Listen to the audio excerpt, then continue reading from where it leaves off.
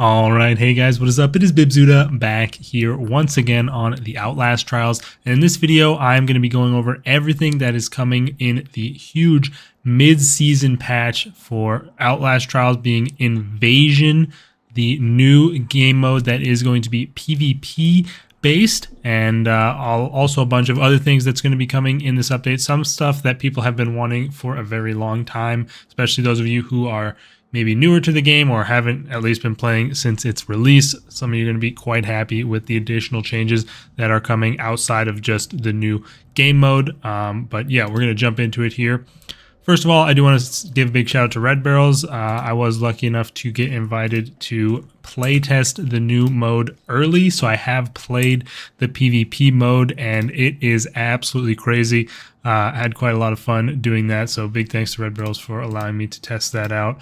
Didn't get, it was just like a couple hour thing that we did, but still, it was really cool to try, and I'm looking forward to doing it a little bit more on my stream. But this video is going to be going over all of the information that I have for the update, everything that's going to be coming out, everything that I know about the mode, and how it will work when things do drop. So the big part of this update, of course, is the Invasion game mode, and it is PvP, and it's basically, I think people have this has been a rumor for a while, basically it is what people kind of thought. Players are going to be allowed to play as imposters, basically, in other people's trials. So here on the trial selection screen, there's going to be a new mode button here that's going to be called Invasion. I'm not sure if that is going to be permanently there or if it's just a temporary thing, but there's going to be a separate mode you can queue up for Invasion explicitly, and that is how you queue up to be an invader. If you want to, you get to choose if you want to be an invader, or if you want to get invaded, you can queue up into that mode as a reagent as well. However, additionally, there's also a setting in your settings menu that will allow you to have it toggled on at all times. So even if I queued up for like a Genesis Vindicate the Guilty, somebody could invade me if they were queuing up with the invasion option. Although that would be more rare than if you were in the actual dedicated invasion game mode. That is possible. And basically, yeah, you're an imposter. You get to have a knife in there, and you basically will get deployed into the trial, kind of like imposters do, the AI versions, and will be able to, you kind of try and have to sneak around and find reagents and stab them to death. That's pretty much the whole point of it. And it's pretty interesting in how it works, because although it's not that way for the AI imposters, there's an additional wrinkle in that enemies will still go for you as a player imposter. So you can partially use that to your advantage, but they will also attack you and hurt you because you do have health as an imposter and can be killed as well by the reagents as well as the X-Pop and Prime assets. So that's important to note. And you're not going to be constantly in the trial either. There's a cooldown period between each spawn you get to do, and I believe you spawn into the trial for 2 minutes or until you get a kill on somebody. And in between, there's cameras all around the trial that you can use to observe and ping locations and reagents to your teammates. However, reagents can throw things at these cameras to destroy them and prevent you from looking through those. Important to know, as a reagent on the, trying to defend yourself against imposters, everything that you have will work against an imposter. Your amps, your rigs, your items.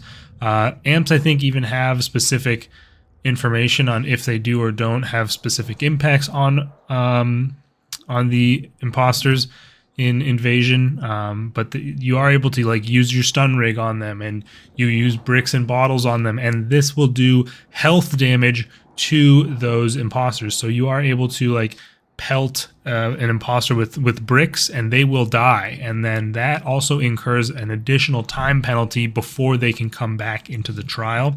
So that's a good thing to do. Keep yourself equipped with throwables and go ahead and try and take them out if you notice an imposter that's trying to come and get you.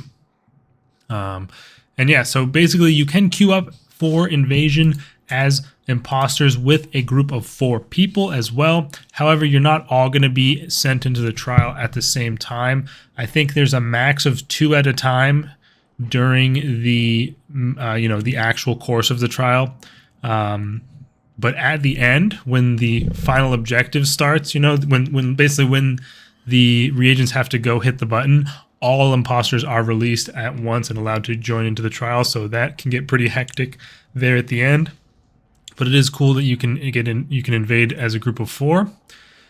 And yeah, basically the trial for the reagents will be the same. The same objectives. There's nothing different there.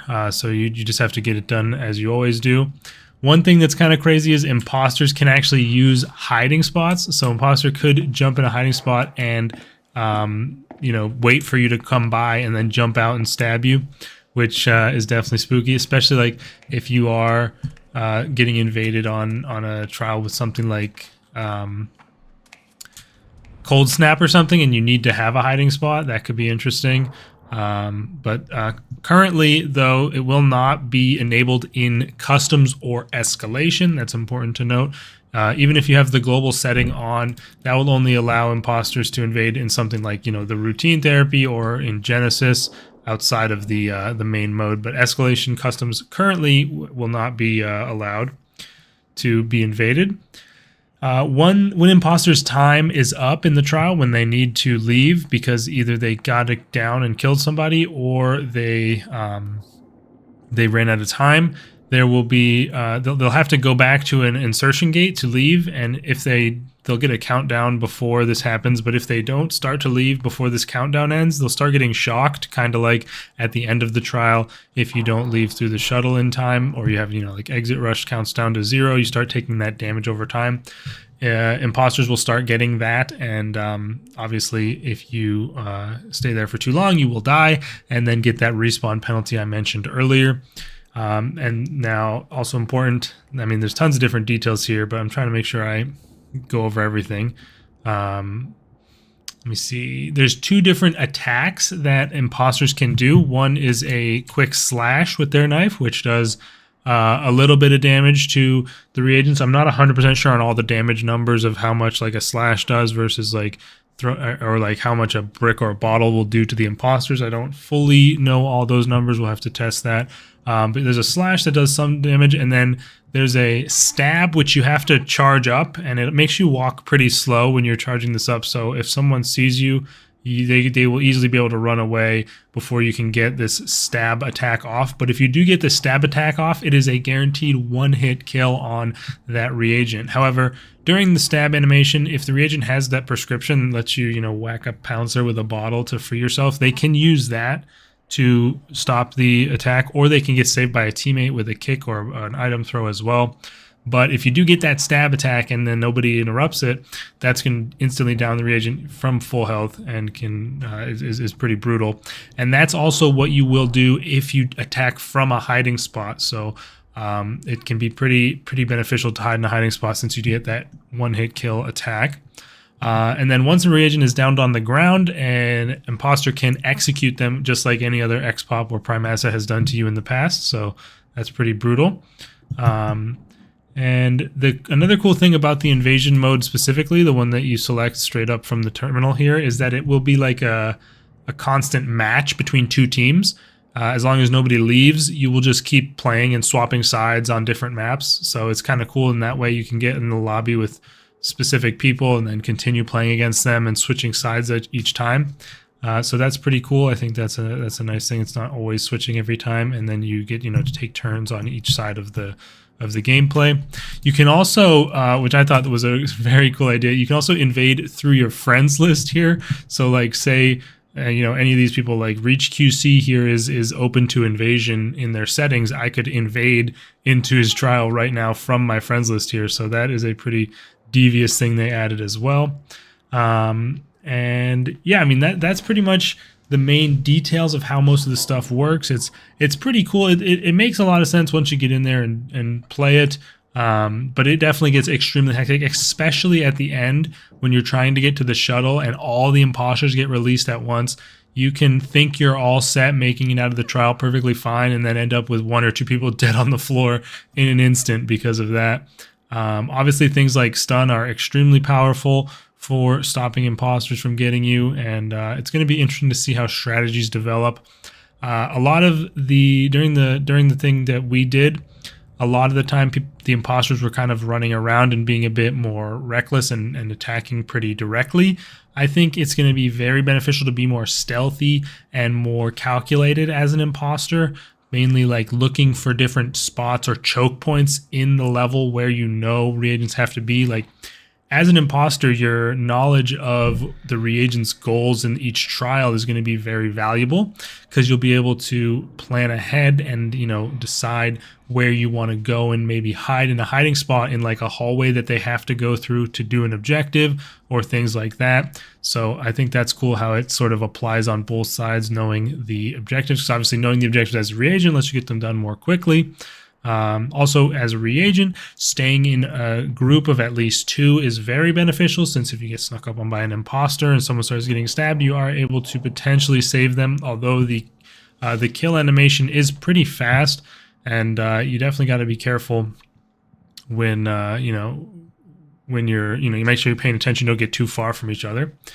Additionally, when the imposter gets a kill, they will start the countdown. I think it's 20 seconds they have to get back to the insertion gate before they start taking damage, but during that time they still could try and risk it and kill someone else if they want, which is pretty cool. But they are risking, of course, dying and then getting that additional respawn penalty on their next spawn in for their next attempt. So yeah, overall, it is an extremely cool mode. I'm not sure if I'll be, grinding it a ton necessarily, but I'm absolutely going to be playing on release day. I'll be doing a stream for that. That's going to be on Tuesday, the 21st. So next Tuesday, I will be streaming all day doing Invasion and stuff like that. So I'm looking forward to trying it out with you all. One other thing is that the Invasion mode itself, the one from the terminal again, is a little bit different in how it works. There's a certain pool of trials that are available with the certain settings that are automatically applied, and that will change with the more games you play. So I asked about this very specifically. They said that the first 10 are going to be very easy with very limited trial selection and very few variators and difficulty. And then your matches 11 through 50 will be expanded a bit, and then 50 plus will be all the maps in the game. And I don't know exactly how the variators or things like that will change. We didn't get that many matches in to see how that system kicks in, but we'll have to see when the update drops. So yeah, a lot of people were expecting this PvP mode for a while now, and I know there's quite mixed feelings on it in the community. I think the way they've implemented it is very good. I think they did a great job with it, and I'm looking forward to seeing how it plays out. I know PvP can often bring in some toxicity into communities. That's a lot of what you hear about online about other games that have these kinds of things, but hopefully it's not something that ruins anything. And I mean, if you don't want to participate, you don't have to play the mode, and you can toggle it off and never get invaded by anyone in any of your other trials. So I think it's it's not going to be my main focus in the game. I don't think I'm not going to suddenly want to grind it a ton, but especially when it first comes out, it'll be fun to try and play with the viewers. Maybe we can go in and invade people for as a team on my stream. Could be fun. But overall I think it looks like it's gonna be fun, and I'm looking forward to trying it out on the live game come Tuesday. All right, next I want to cover the other things that are in the update outside of the Invasion game mode, which is of course the main focus, but there are some other small tweaks that I'm looking forward to experiencing as well, and that I know a lot of people will be very happy about, particularly one that, again, I will get into here. First of all, we're going to get, as usual with these updates, 2 new MK challenges. One of them is going to be on the Fun Park, surprisingly enough, which means that the Fun Park will be the first map with 6 MK challenges. As you can see, Police Station has 5, and this one, Fun Park has 5, as does the Courthouse. I think those are the maximum on any other map. Yeah, every other map has fewer. So we'll have the 6th Fun Park MK, and it's actually on an entirely new area of the Fun Park, and it is absolutely awesome. I can't wait for you guys to see this new MK. It's absolutely gorgeous, this new area of the Fun Park, and I really hope they make more MKs on it. I think it could be a candidate for another full trial, which I think would have been great for them to have done and set the precedent for multiple full trials on a single map, but maybe in the future we will get something like that. But that is one of them. And then the other one is going to be on the shopping mall, so we will get our first shopping mall MK, another place for us to see the twins, so that should be fun as well. So yeah, always great to have new MKs coming in, and it seems to be the standard that with each update we'll get 2 new ones at least, so that is absolutely coming. And I did play through both of those in the playtest, but I'm gonna keep the details to myself for now and showcase them, of course, on the day of release. But those are the maps they're on. Also, we of course are going to be getting Geister back once again, Geister V3, the 3rd iteration, and there's going to be another 3-page catalog, and it's pretty much the same event as it was last year. There's no new variators added. It's still got like enraged, hallucinations, and organ samples as the variators, so nothing new there. And for the 3-page catalog, that's all the new items, and the old items will not be coming back for purchase through this system, but there will be a new system where you can get them. So that's what I'm going to talk about next. And this is what I think people are going to be pretty excited about who are newer to the game, potentially, if you do care about these older cosmetics. There's going to be a pretty big update to the store here in the game, and the Murkoff coins that already exist are going to be now purchasable with real money, and then you can use those coins to potentially buy the DLC packs that already exist. Those are also, I think those are going to be available through the Murkoff coins as well as direct purchase, although I'm not 100% sure. But either way, you'll get those Murkoff coins, and basically added to the store will be catalogs from every single past event. So all the events that have run through the game, including Toxic Shock, which has been gone for almost a year and a half, or like almost 2 years now or something.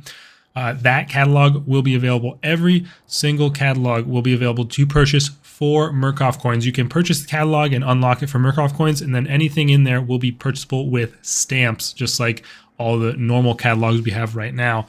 So if you missed any event, any cosmetic that you didn't get in any of those events, you will be able to get those from this new store option in the catalog. Now, you will have to pay real money for them, which, you know, some people might be upset about, but I think with the amount of content we get and updates for the game, I think it's reasonable, especially considering these are cosmetic only things. And the fact remains that for, you know, like for this upcoming Geister event, you will be able to get all the items in there for free, and any future event as well. If you are playing during the event when it's around, you'll be able to get the items normally for free with the event currency. And then after an event ends, I think they said it would be a couple months before that catalog then gets added to the store as well for people who missed it. So I think this is fantastic. I always get people asking about when they're going to bring back XYZ cosmetic from a certain event, and now you'll be able to get any of them that you want. Also, as a part of this, there's going to be a certain amount of additional legendary outfits that are going to be available from the store for Murkoff coins directly. So that's going to make it a bit easier for you to buy them instead of having to do like a full DLC pack like has been the case in the past. So that's going to be a new way that they handle, paid cosmetics for the most part. There's also a free box in the store. That's something that a lot of games do, where they put a free thing in there that you can claim every day, just so you'll go in there and look at the stuff in there and potentially buy something. But that is going to be something that's in that store as well.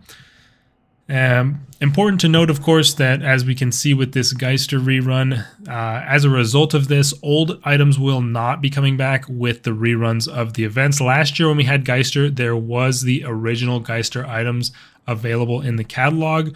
That will no longer be the case, and it's going to only be available through purchase from the store at the after the original run of it, which I think is reasonable for the most part. And interestingly, to me, for the especially, is that this means they don't necessarily need to rerun events at all if they don't want to. Like maybe they'll never have another Toxic Shock event because they don't need to run it again to bring back the cosmetics, which I think is good because it's at a certain point. I mean, we've had so many events. At a certain point, they would be needing to rerun events all the time to keep up with bringing the cosmetics back and wouldn't have that much time for new events. So I think that is a sleeper benefit to it there. But yeah, that's pretty much it. I'll go over the more specifics of it in the update, but like showing the outfits and things like that. But overall, I think a lot of people will be really happy to hear that the event cosmetics are going to be available at all times now if you missed the event. So very cool. And then last couple of things that are a little bit smaller but still very cool. There's going to be a new tile on the terminal here as well. That's going to be a featured trial maker challenge. So basically a featured custom trial that will change every single day. Every 24 hours it'll rotate, and those are going to be a form for you to submit your own to potentially be featured in their Discord. So that's pretty cool. I've already submitted a couple of my own to potentially get featured on there. So keep an eye out. Every day those will rotate, and maybe mine will be in there for you guys to take on and try. So it's just kind of a fun little thing to showcase some of the customs and get the community involved in making more trials, which I think is nice. Lastly, there's going to be Twitch drops available in the game for the first time, which is pretty sweet. You will be able to link your Twitch account from the main menu. If you go to if you just exit to main menu here in Outlast, you'll be getting the you'll be getting an option on there to link your Twitch account. Once you link your Twitch account, you need to watch Twitch streams of the Outlast Trials. I'll be streaming right when the update drops if you want to start racking up your time. Watch Twitch streams of the Outlast Trials, and you will get item drops with the based on the amount of time you watch. I think there was 7 rewards, and to get all of them, you need to watch for 6 hours. So that's pretty cool. I know that people have asked about this before, and it's nice to see that they're coming into the game. They're very purple themed cosmetics, I believe, since Twitch and all that. But yeah, it looked like it would be pretty simple to link up, and will be nice to have an additional an additional way to get some cosmetics and some good reason to give some traffic to streamers in the game. And also, I believe I saw in there a little sneak, the first ever new cosmetic furniture trim, guys. There's not been a single new one of these since early access release, and that is going to be one of the Twitch drops. So you're going to want to make sure you get that. Very, very important. But yeah, that's pretty much going to be it for this video, I believe. I don't think I have anything else to cover on on the update. I probably missed some details here and there, but let me know if you guys have any thoughts or questions in the comments. What are you looking forward to the most? I know a lot of people are going to be looking forward to that PvP mode, and I would say that's the main focus of the update, but I'm also really looking forward to the return of Geister, the ability for people to purchase any catalog cosmetics, and also the new MKs look like they're going to be really, really cool. So looking forward to those as well. But yeah, thanks once again to Red Barrels for providing me this information early, and I hope you guys all enjoyed. And let me know again your thoughts in the comments, and be sure to tune into my stream on next Tuesday on the 21st for coverage of the update. I'll do my patch review with any of the additional changes that weren't discussed here, and as well as reviewing all the cosmetics and all that. And then I'll be going live immediately to showcase and do some invasion with you all. Thanks for watching. See you guys then, and peace out.